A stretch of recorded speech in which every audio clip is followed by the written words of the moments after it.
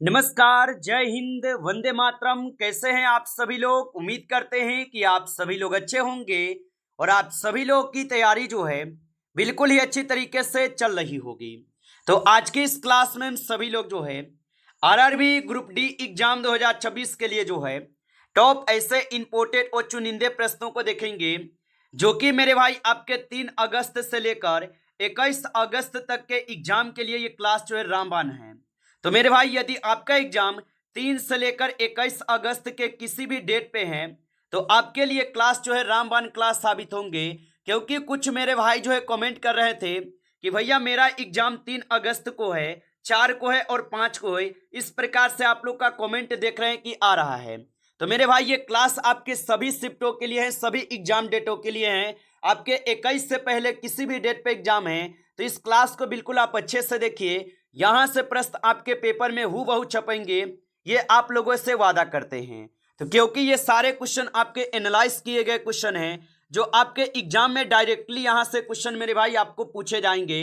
तो बिल्कुल आप इस क्लास को अच्छे से देखना और आप लोग भी एक बार कमेंट कर देना कि आपका एग्जाम कौन से डेट पेपर है और कौन से शिफ्ट में, ताकि एग्जाम से पहले आपको भी हम क्लास दे सके मेरे भाई। तो कमेंट कर देना।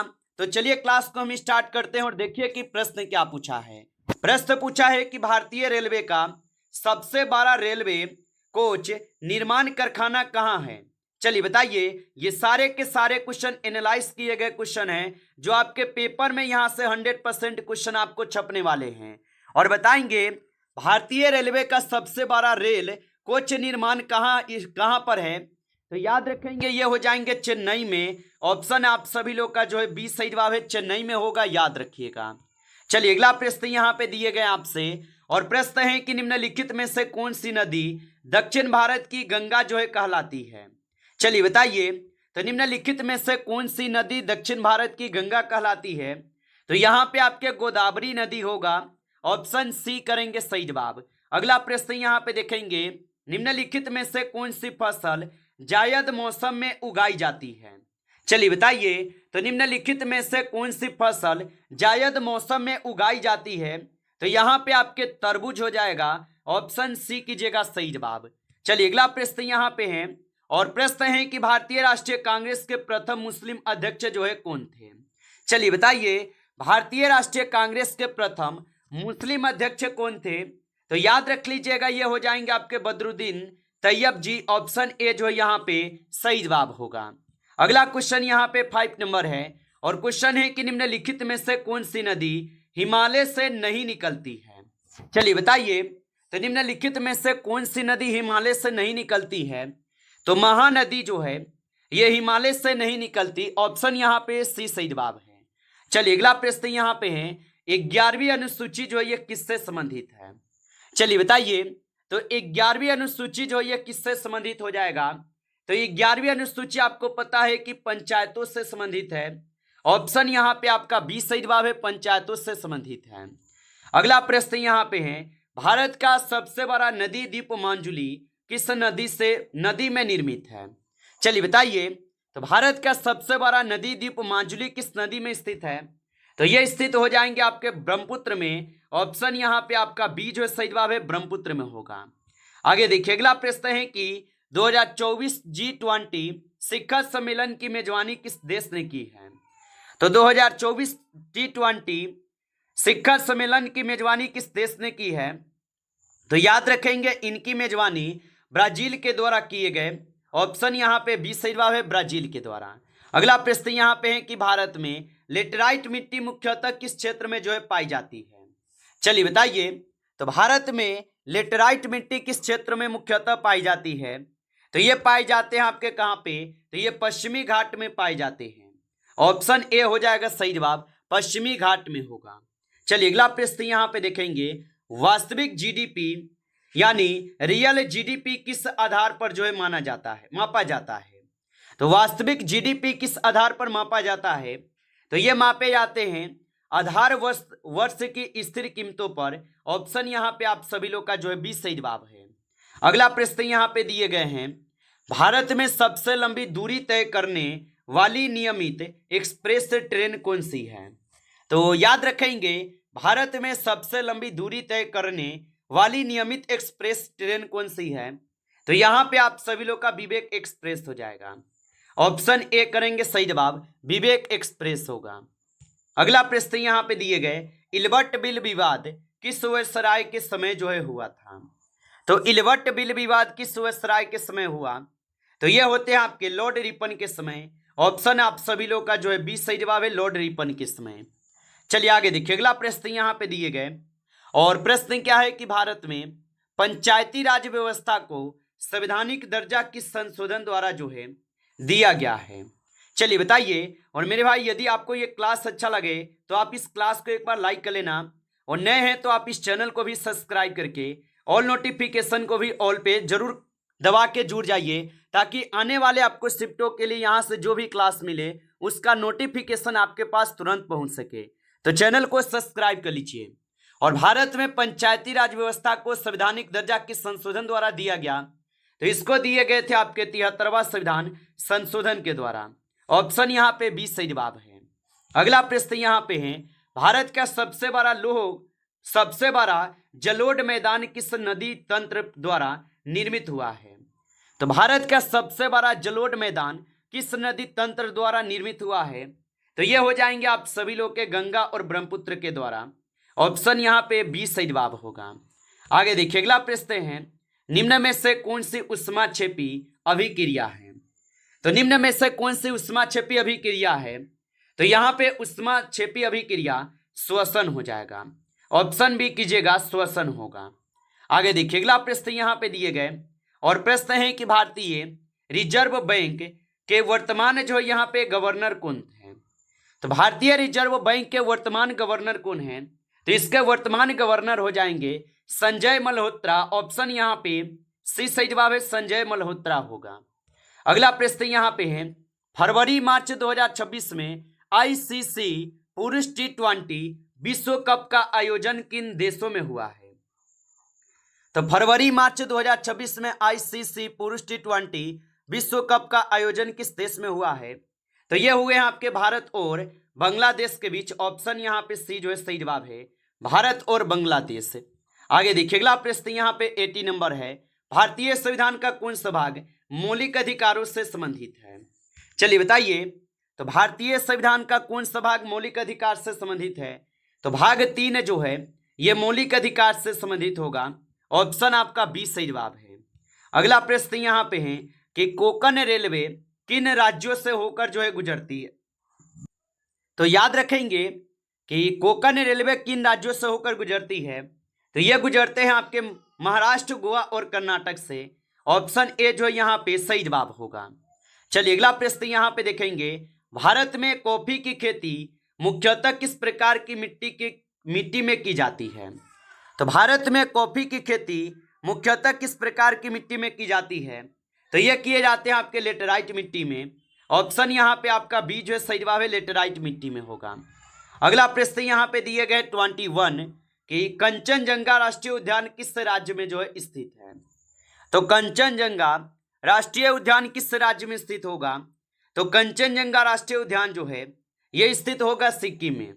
ऑप्शन यहाँ पे बी सही जवाब है, सिक्किम में होगा। आगे देखिए, अगला प्रश्न यहाँ पे दिए गए कि लाल लिटमस को नीला करने वाला घोल होगा। तो लाल लिटमस को नीला करने वाला घोल जो है यहाँ पे आपके क्षारीय हो जाएगा। ऑप्शन सी कीजिएगा, क्षारीय होगा। आगे देखिए, अगला प्रश्न यहाँ पे है और यहाँ पे प्रश्न पूछे गए हैं 23, भारत का संविधान दिवस जो है ये कब मनाया जाता है? तो भारत का संविधान दिवस कब मनाया जाता है? तो भारत का संविधान दिवस मनाते हैं आपके 26 नवंबर को। ऑप्शन यहाँ पे सी सही जवाब है, 26 नवंबर को। अगला प्रश्न यहाँ पे है, धन विधेयक राज्यसभा में अधिकतम कितने दिनों तक रोका जा सकता है? तो धन विधेयक जो है अधिकतम कितने दिनों तक रोका जा सकता है राज्यसभा में? तो राज्यसभा में अधिकतम 14 दिन तक रोके जा सकते हैं। ऑप्शन यहाँ पे बी जो है सही जवाब है, आप अच्छे से इनको याद रखेंगे। चलिए अगला प्रश्न यहाँ पे है और यहाँ पे प्रश्न है, भारत का सबसे लंबा राष्ट्रीय राजमार्ग NH-44 किन दो शहरों को जोड़ता है? तो भारत का सबसे लंबा राष्ट्रीय राजमार्ग NH-44 किन दो शहरों को जोड़ता है? तो ये जोड़ते हैं श्रीनगर और कन्याकुमारी को। ऑप्शन ए जो है यहाँ पे सही जवाब होगा। अगला प्रश्न यहाँ पे दिए गए और यहाँ पे प्रश्न पूछा है कि भारत की पहली महिला लोको पायलट जो है कौन थी। तो याद रखेंगे भारत की पहली महिला लोको पायलट कौन थी, तो यहाँ पे आपके सुरेखा यादव होगा। ऑप्शन ए करेंगे सही जवाब, सुरेखा यादव। चलिए अगला प्रश्न यहाँ पे है, चोरी चोरा कांड के बाद महात्मा गांधी ने कौन सा आंदोलन जो है वापस ले लिया था। तो चोरी चोरा कांड के बाद महात्मा गांधी ने कौन सा आंदोलन वापस ले लिया था, तो ये लिए हुए थे असहयोग आंदोलन। ऑप्शन यहाँ पे बी सही जवाब है, असहयोग आंदोलन होगा। आगे देखिए अगला प्रश्न यहाँ पे है, भारत में लाल एवं पीली मिट्टी का सर्वाधिक विस्तार किस पठार में है। तो भारत में लाल एवं पीली मिट्टी का सर्वाधिक विस्तार किस पठार में है, तो यह हो जाएगा आप सभी लोग के किस पठार में, तो छोटा नागपुर पठार। ऑप्शन यहाँ पे बी सही जवाब है, छोटा नागपुर पठार। आगे देखिए अगला प्रश्न है कि जीएसटी परिषद के निर्णय के लिए आवश्यक न्यूनतम बहुमत कितना है। तो जीएसटी परिषद के निर्णय के लिए आवश्यक न्यूनतम बहुमत कितना है, तो यह होगा 75%। ऑप्शन यहाँ पे सही जवाब है, 75% होगा। आगे देखिए अगला प्रश्न है कि भारत की पहली वंदे भारत एक्सप्रेस किन दो शहरों के बीच जो है शुरू हुई थी। तो भारत की पहली वंदे भारत एक्सप्रेस किन दो शहरों के बीच शुरू हुई थी, तो यह दिल्ली और वाराणसी के बीच हुई थी। ऑप्शन ए सही जवाब है, दिल्ली और वाराणसी होगा। आगे देखिए अगला प्रश्न है, भारत के नियंत्रक एवं महालेखा परीक्षक की नियुक्ति जो है कौन करता है। तो भारत के नियंत्रक एवं महालेखा परीक्षक की नियुक्ति कौन करता है, तो ये करते हैं राष्ट्रपति। ऑप्शन यहाँ पे बी सही जवाब है, राष्ट्रपति। चलिए अगला प्रश्न यहाँ पे है, निम्नलिखित में से कौन सा पर्वत युवा वलित पर्वत नहीं है। चलिए बताइए, तो निम्नलिखित में से कौन सा पर्वत युवा वलित पर्वत नहीं है, तो यहाँ पे आपके सही जवाब ऑप्शन डी है, अरावली। ऑप्शन आपका डी सही जवाब होगा। चलिए अगला प्रश्न यहाँ पे है कि अप्रैल मई 2026 में निम्नलिखित में से किस राज्य में विधानसभा चुनाव जो है नहीं हुए हैं। तो याद रखेंगे कि अप्रैल मई 2026 में निम्नलिखित में से किस राज्य में विधानसभा चुनाव नहीं हुए हैं, तो ये महाराष्ट्र में नहीं हुए हैं। ऑप्शन डी करेंगे सही जवाब, महाराष्ट्र में नहीं हुए। चलिए अगला प्रश्न यहाँ पे आप देखेंगे कि पूर्ण स्वराज का प्रस्ताव भारतीय राष्ट्रीय कांग्रेस के किस अधिवेशन में पारित हुआ था। तो पूर्ण स्वराज का प्रस्ताव भारतीय राष्ट्रीय कांग्रेस के किस अधिवेशन में पारित हुआ, तो ये पारित होते हैं लाहौर अधिवेशन में। ऑप्शन यहाँ पे बी जो है सही जवाब है, लाहौर अधिवेशन। आगे देखिए अगला प्रश्न है कि भारत की पहली बुलेट ट्रेन परियोजना किन दो शहरों के बीच है। तो भारत की पहली बुलेट ट्रेन परियोजना किन दो शहरों के बीच है, तो यह होगा आपके मुंबई और अहमदाबाद में। ऑप्शन यहाँ पे बी सही जवाब है, मुंबई और अहमदाबाद। आगे देखिए अगला प्रश्न यहाँ पे है, भारत में रबर का सर्वाधिक उत्पादन किस राज्य में होता है। तो भारत में रबर का सर्वाधिक उत्पादन किस राज्य में होता है, तो ये होते हैं केरल में। ऑप्शन यहाँ पे सी सही जवाब है, केरल में होगा। चलिए अगला प्रश्न यहाँ पे है, विश्व की सबसे बड़ी मीठे पानी की झील क्षेत्रफल के आधार पर कौन सी है। तो विश्व की सबसे बड़ी मीठे पानी की झील क्षेत्रफल के आधार पर कौन सी है, तो यहाँ पे सुपीरियन झील होगा। ऑप्शन बी कीजिएगा, सुपीरियन झील होगा। आगे देखिए अगला प्रश्न है कि संविधान संशोधन विधेयक पर संयुक्त अधिवेशन का प्रस्ताव है या नहीं। तो याद रखेंगे कि संविधान संशोधन विधेयक पर संयुक्त अधिवेशन का प्रावधान है या नहीं, तो आप बताएंगे यहाँ पे नहीं, कोई प्रावधान नहीं है। ऑप्शन यहाँ पे डी सही जवाब है।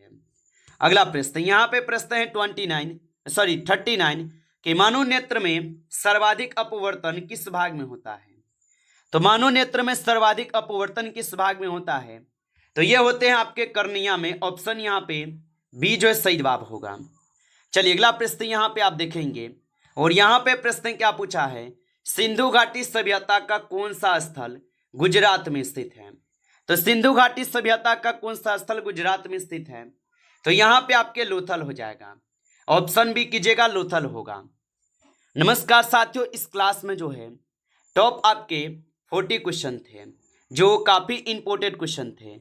साथियों यदि आपको क्लास अच्छा लगा हो तो क्लास को आप लाइक करेंगे और नए जुड़े हैं आप इस चैनल पे तो चैनल को सब्सक्राइब करके ऑल नोटिफिकेशन को ऑल पे दबा के जुड़ जाइए, जिससे कि जब भी कोई नई क्लास हो सबसे पहले क्लास का नोटिफिकेशन जो है आपके पास पहुंच सके। तो आप इस चैनल को सब्सक्राइब कर लीजिए। चलिए फिर मिलते हैं आपसे नेक्स्ट टॉपिक के साथ नेक्स्ट क्लास में। तब तक के लिए जय हिंद, जय भारत।